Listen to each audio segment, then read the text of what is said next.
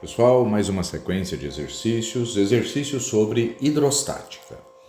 Começando com a questão de número 1, os fluidos desempenham um papel fundamental em vários aspectos da vida cotidiana, desde os líquidos que precisam ser ingeridos ou que circulam pelo corpo de um animal, até o ar que respiramos. A respeito da estática de fluidos, ou hidrostática, analise as assertivas a seguir.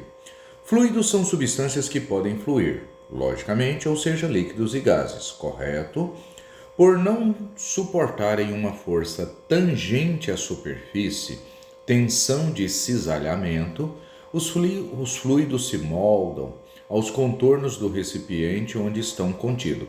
Cisalhamento seria cortar, repartir em direções opostas. Então, uma afirmativa verdadeira, né? Quando nós pensamos na ideia dos fluidos. No número 2, se a densidade da água do mar for de 1,05 gramas por centímetro cúbico e a densidade do gelo que constitui um iceberg menor, 0,95, a relação entre o volume submerso do iceberg e seu volume total é 0,1. Como que nós podemos determinar essa relação? É válido que densidade do corpo, no caso o iceberg, seria um x, uma fração submersa, vezes a densidade do líquido. Então, no caso, nós teríamos 0,95 igual x vezes 1,05, que é a densidade do líquido. Portanto, 0,95 dividido por 1,05, nós teríamos essa fração submersa. Então, 0,95 dividido por 1,05, nós teríamos que 0,9 está submerso, ou seja, aproximadamente 90%. E ele falou que a relação entre o volume submerso do iceberg é 0,1. Não, 0,1 estaria imerso, fora da água. 0,9 submerso. O item 3, portanto, falsa, né? O item 3, de acordo com o princípio de Pascal, variação de pressão em um ponto de um líquido é transmitido a todos os pontos do fluido. Isso explica o funcionamento de dispositivos como prensa hidráulica, macaco hidráulico, elevador hidráulico. Sempre que uma variação de pressão é aplicada em um fluido incompressível e fechado, essa variação é transmitida parcialmente? Não, ela é transmitida integralmente a todas as partes do líquido. Então, por isso, o item 3 estaria falso, somente a afirmação 1 está completamente correta. Na afirmação 2, vamos fazer uma aplicação do princípio de Pascal. No circo da física, o público também pode se divertir com uma atração chamada barra de guerra, uma adaptação do tradicional cabo de guerra em que os participantes empurram uma barra em vez de puxar a corda.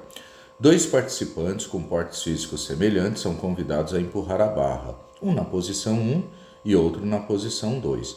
Curiosamente, o participante de determinado lado sempre considera sua tarefa mais fácil que do outro. O que o público não sabe é que no interior da estrutura cilíndrica pela qual a barra passa, há um sistema que contém um fluido em equilíbrios e dois êmbolos de densidade D1 e D2. Só que observe que o êmbolo 2 ele é mais grosso, o diâmetro D2 é 2 vezes o diâmetro D1, ou seja, ele possui um diâmetro 2 vezes, tá? Então, se o diâmetro 2 é o dobro do diâmetro 1, lembra que raio é a metade do diâmetro. Quer dizer que se eu dividisse tudo por 2, eu encontraria que o raio 2 também é o dobro do raio 1. E as áreas serão π vezes o raio ao quadrado. Então, a área 1, π vezes R1 ao quadrado. A área 2, π vezes R2 ao quadrado. Agora, se R2 é 2 vezes o raio 1, então nós teríamos aqui 2r1 ao quadrado, nós vamos encontrar 2 ao quadrado 4, π vezes 4, r1 ao quadrado. Perceba que a área 2 é 4 vezes o valor da área 1, porque π r1 ao quadrado é o valor da área 1 e 4π r1 ao quadrado é o valor da área 2. Então, esse êmbolo 2 tem uma área 4 vezes maior. O que isso significa? O princípio de Pascal fala que a força 1 aplicada na área 1 é igual à força 2 aplicada na área 2. Só que se a área 2 é 4 vezes maior, isso faz com que a força 2 também seja 4 vezes maior. Por isso, a pessoa que estiver empurrando o êmbolo 2 vai ter mais facilidade para equilibrar o sistema. Então, olha só as informações. Para equilibrar a força aplicada pelo participante da posição 1, o participante da posição 2 deverá aplicar uma força 2 vezes maior. Não, o participante da posição 2 pode aplicar uma força 4 vezes menor que ele equilibra o sistema, porque a força que ele aplica, ela será multiplicada por 4. Então, a força 2, ela tem um papel de 4 vezes o valor da força 1. Então, ele tem maior facilidade. Do ponto de vista da física, o participante que ficar na posição 1 terá vantagem sobre o participante que ficar na posição 2. Não, ele não vai ter vantagem, né? Ele vai ter uma dificuldade, porque na posição 1 o êmbolo é mais fino, então ele acaba tendo maior esforço para conseguir equilibrar o sistema. Então, do ponto de vista da física, o participante que ficar na posição 1, que é o êmbolo menor, terá vantagem? Não, ele terá desvantagem, tá? Porque é maior, melhor dizendo, ele vai ter vantagem. Por que ele vai ter vantagem? Porque ele aplica uma força menor no pistão de área menor e ele vai obter como resultado uma força maior, tá vendo aqui? Para equilibrar a força 2 é 4 vezes a força 1. Então, quem aplica a força 1 aqui, tá? Nós teríamos aqui aplicada a força 1. Vamos colocar aqui. Força 1. Quem tiver de cá tem de aplicar uma força 2, e essa força 2 tem de ser 4 vezes a força 1. Então, é mais fácil aplicar a força onde? Do lado 1. Do pistão menor, aplica uma força menor. No pistão maior, ele precisa aplicar uma força 4 vezes maior. Então, do ponto de vista da física, quem estiver na posição 1, aplica a força menor. Verdadeiro. 4. As alterações de pressão provocadas no fluido pelo movimento do êmbolo 1 serão transmitidas integralmente para todos os pontos do fluido. Isso é o princípio de Pascal. Verdadeiro. Item 8. Com as forças aplicadas pelos participantes nas posições 1 e 2 para manter a barra em equilíbrio são diferentes. O sistema viola o princípio da conservação da energia. Eles aplicam forças diferentes, mas eu não estou falando que a energia não está sendo conservada. Realizaria o mesmo trabalho se houvesse movimento, mas a força menor aplicada pelo participante 1, porque ele está na região de área menor. E o item 16, quando está vencendo, o participante da posição 1 empurra a barra uma distância maior, estou falando agora de distância, do que o participante da posição 2 se move. Isso é verdadeiro porque o líquido que sai daqui, ele é transferido para cá.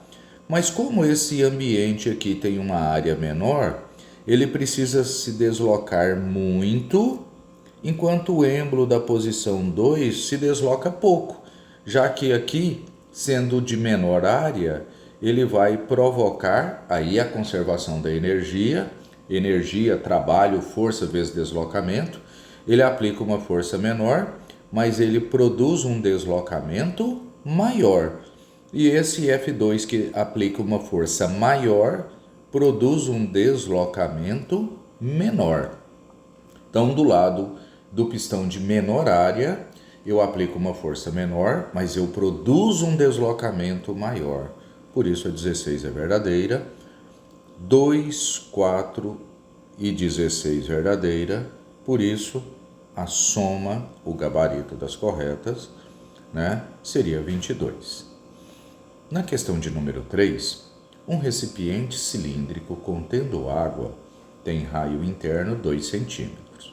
Um objeto metálico feito de 270 gramas, massa, feito de um único material, é totalmente mergulhado na água e o nível sobe 2 centímetros. Dentre os metais abaixo, qual pode ser o material de que é feito o objeto? Se o nível subiu 2 centímetros, pense o recipiente cilíndrico.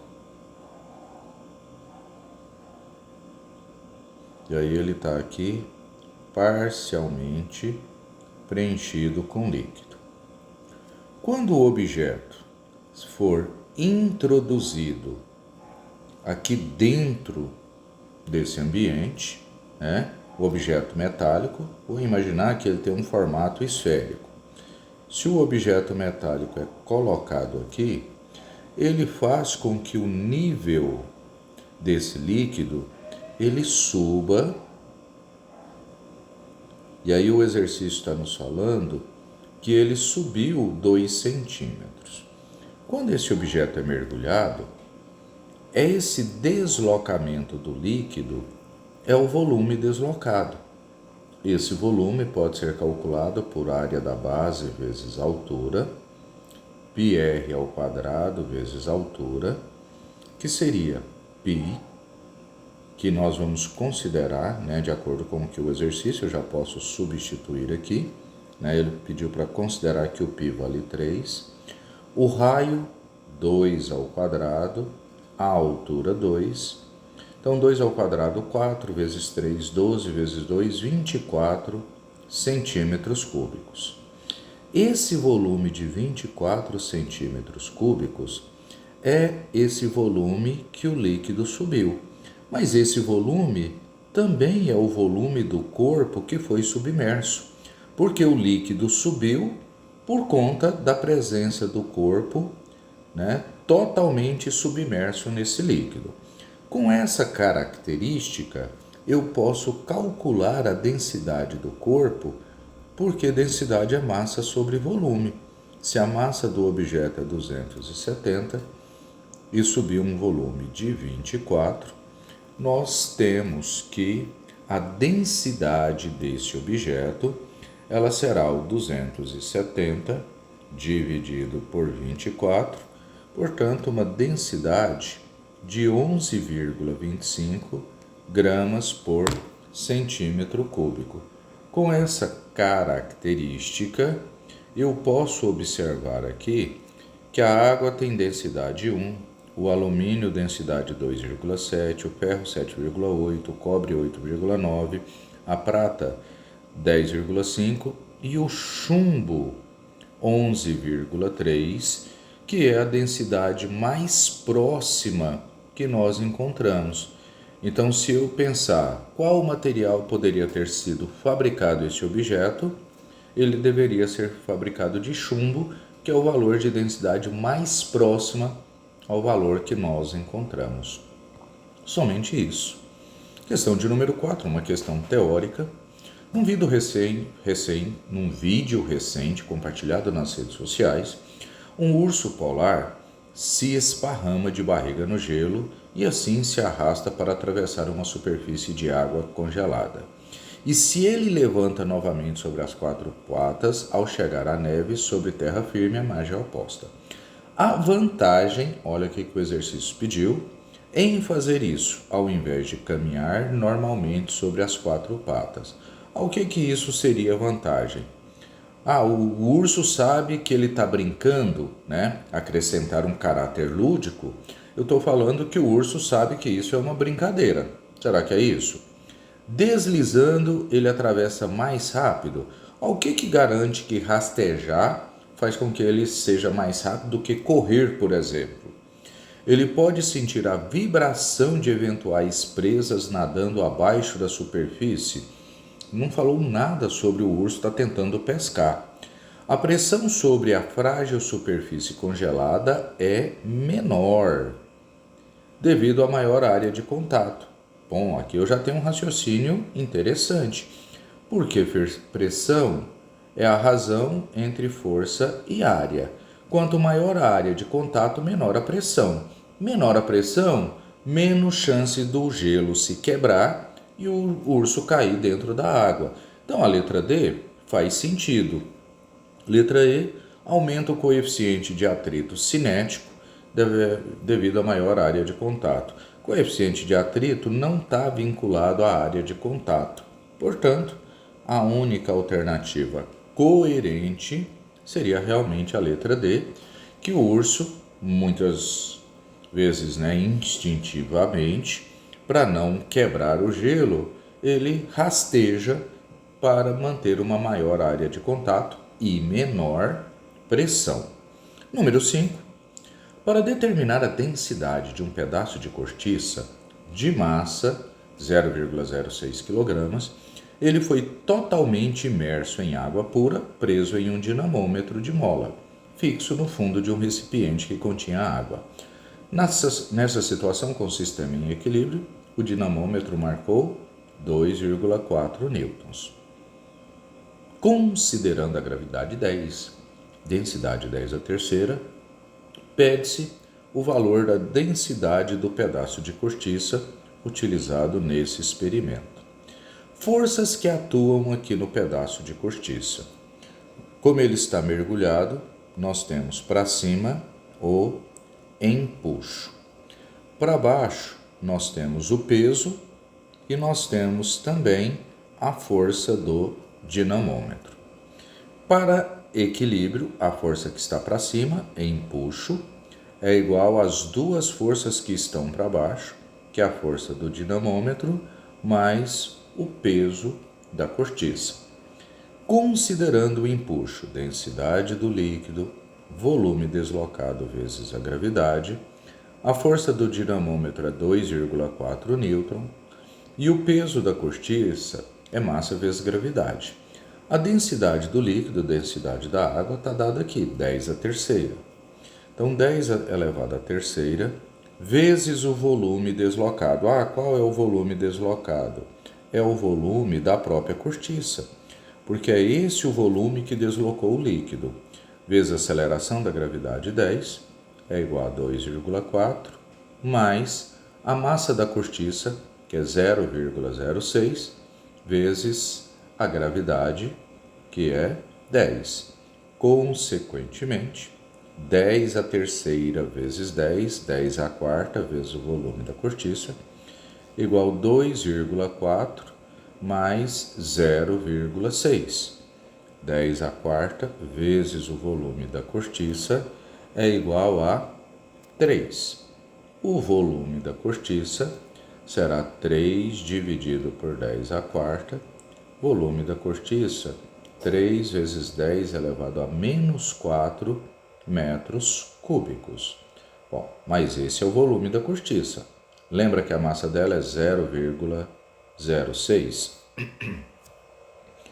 Como o exercício está interessado em determinar a densidade, é massa sobre volume, a massa 0,06, sobre o volume da cortiça, que nós calculamos aqui, né?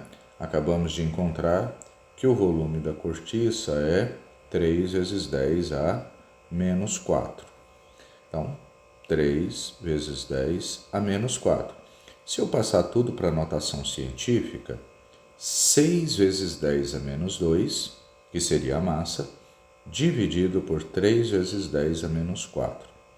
6 dividido por 3, 2. 10 a menos 2 dividido por 10 a menos 4, subtrai os expoentes, menos 2 menos menos 4, então menos 2 mais 4, 10 elevado a 2, ou seja, 200 quilogramas por metro cúbico. Essa a densidade da cortiça, confirmando o gabarito letra C. Na questão de número 6, o peso de uma pedra no ar, medido com dinamômetro, é 50 newtons. Quando a pedra está totalmente mergulhada na água, o dinamômetro indica 30. Mas por que o dinamômetro indicaria 30? Imagina só eu prender aqui um dinamômetro e penduro um corpo através desse dinamômetro. Nesse caso, ele registraria o peso. Mas quando eu mergulho esse corpo na água, esse corpo, além do peso da força do dinamômetro, ele está recebendo o empuxo. Então, o que existiu diferente é esse empuxo. A força do dinamômetro mais o empuxo é igual ao peso.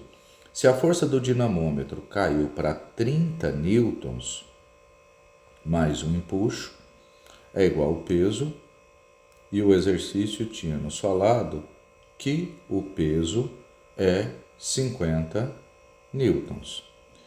Então, esses 50 newtons é o valor do peso. Portanto, o empuxo é 50 menos 30, essa diferença de 20 newtons é o empuxo. Com isso, o exercício quer saber o volume da pedra. Bom, se eu encontrei o empuxo, lembra que empuxo é a densidade do líquido, volume deslocado vezes a gravidade, 20, é igual a densidade do líquido, 10 a terceira, que o exercício nos deu. Eu quero encontrar o volume da pedra, vezes a gravidade, 10, 20, 10 a terceira vezes 10, 10 elevado à quarta, vezes o volume deslocado, que é o volume da pedra. Esse volume deslocado será 20 dividido por 10 à quarta, volume deslocado, 20 vezes 10 a menos 4, metros cúbicos. Mas as respostas estão em decímetro cúbico. Então, se eu volto 6 casas, ou 5 casas, se eu for passar de metro cúbico para decímetro cúbico, nós vamos multiplicar por 1000. Multiplicando por 1000, nós teremos que o volume da pedra seria 20 vezes 10 a menos 1, se eu multiplico aqui por 10 a terceira, para passar para decímetros cúbicos, ou 20 vezes 10 a menos 1, 2 decímetros cúbicos. Por isso, eu eliminaria já as letras A, B e C. Mas eu preciso da densidade. Lembra de comentarmos que o peso da pedra era de 50 newtons? Esse é o valor do peso. Então, 50 é a massa vezes a gravidade 10. A massa será 50 dividido por 10, 5 quilogramas. Se densidade é massa sobre volume, veja as unidades da densidade, está quilogramas por metro cúbico. Então, eu vou ter de trabalhar com o volume em metros cúbicos. A massa 5 dividido pelo volume 20 vezes 10 a menos 4. Densidade 5 dividido por 20, 0,25. O 10 a menos 4 sobre 10 à quarta. Densidade 2,5 vezes 10 à terceira quilogramas por metro cúbico. Então, densidade 2,5 vezes 10 à terceira, confirmando letra E. O volume poderia ser 20 vezes 10 a menos 4, 2 vezes 10 a menos 3 metros cúbicos, mas como ele pediu em decímetros cúbicos, transformação. Situação descrita aqui, Se eu tenho o dinamômetro solto aqui, A força de 10 newtons, ela está indicando o peso. O peso do corpo é 10 newtons. Ele foi mergulhado na água. Quando ele foi mergulhado na água, tem peso, força do dinamômetro e empuxo. E o exercício está querendo saber qual é o valor do empuxo. É a diferença, porque empuxo mais a força do dinamômetro igual ao peso, o empuxo mais 7,5 é igual ao peso 10. Essa diferença, 10 menos 7,5, 2,5 é o empuxo. Exercício, letra D, o empuxo 2,5, que é a diferença entre estar sem mergulhar e estar mergulhado.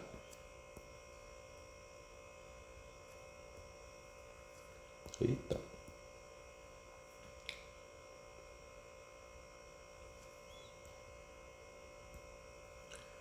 Vamos só deixar a marcação aqui fixar.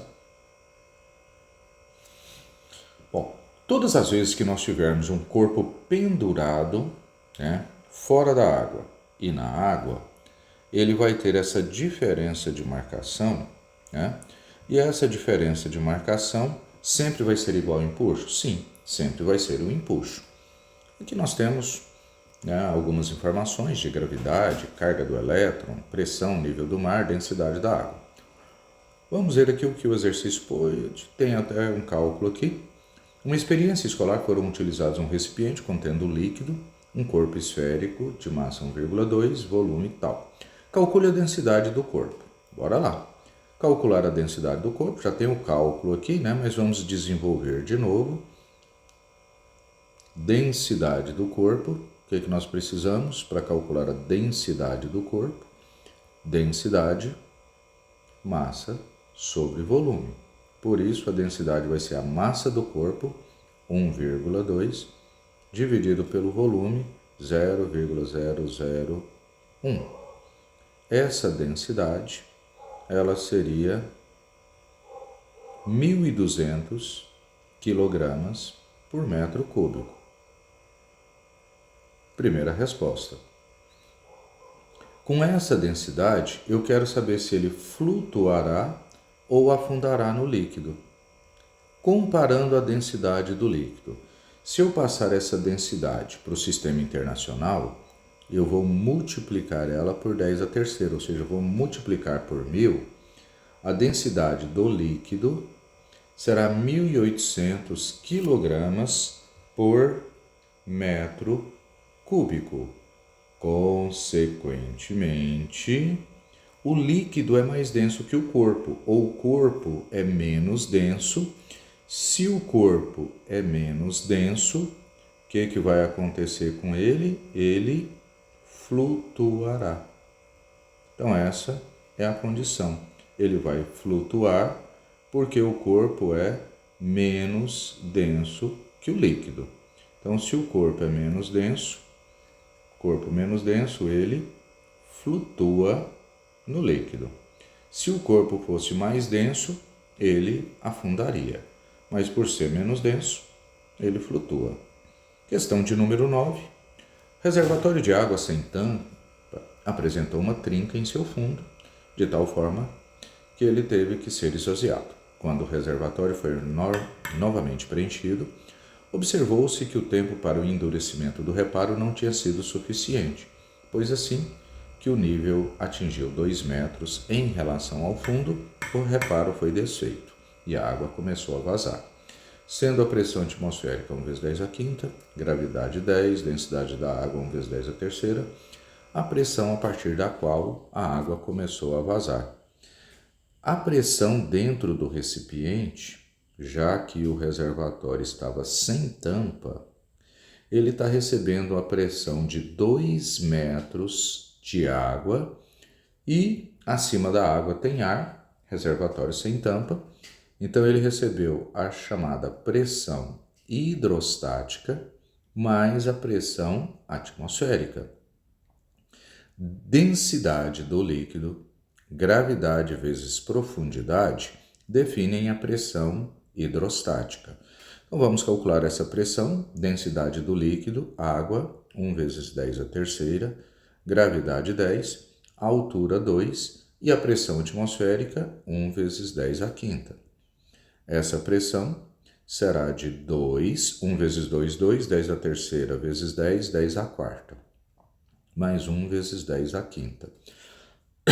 Eu só posso somar se as potências forem iguais. Então, como a resposta está tudo em 10 a quinta, eu diminuo aqui 0,2 vezes 10 a quinta para somar com 1 vezes 10 a quinta. Consequentemente, a pressão aqui no fundo seria 0,2 mais 1, 1,2 vezes 10 a quinta Pascal. Essa a pressão no fundo do recipiente. 1,2, né? Não é 1,5, não.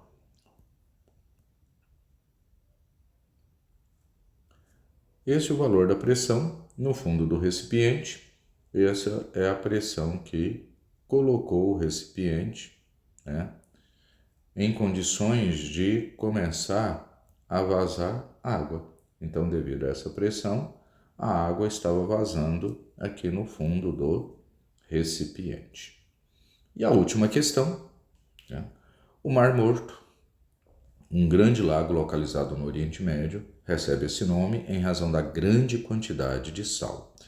Considerando a pressão atmosférica 10 a quinta, densidade da água 1,24. A pressão sobre o mergulhador que desce a 10 metros de profundidade. Então, assim como no exercício anterior, se o mergulhador está aqui a 10 metros de profundidade, acima dele tem água e ar. Por isso, a pressão sobre ele é a pressão da água, pressão hidrostática, mais a pressão do ar. Pressão hidrostática, densidade, gravidade, profundidade, e a pressão do ar é a pressão atmosférica. Densidade da água, ele deu 1,24 kg por litro. Nós teremos que utilizar densidade 1,24 vezes 10 a terceira para passar para o sistema internacional, que é quilogramas por metro cúbico. Então, 1,24 vezes 10 a terceira vezes a gravidade 10, e ele está a 10 metros de profundidade. E a pressão atmosférica 10 a quinta, ou se preferir, 1 vezes 10 a quinta. Multiplicando 10 a terceira vezes 10, 10 a quarta vezes 10 de novo, 10 a quinta. Somado com 1 vezes 10 a quinta, né? 1,24 aqui, que é vírgula mesmo.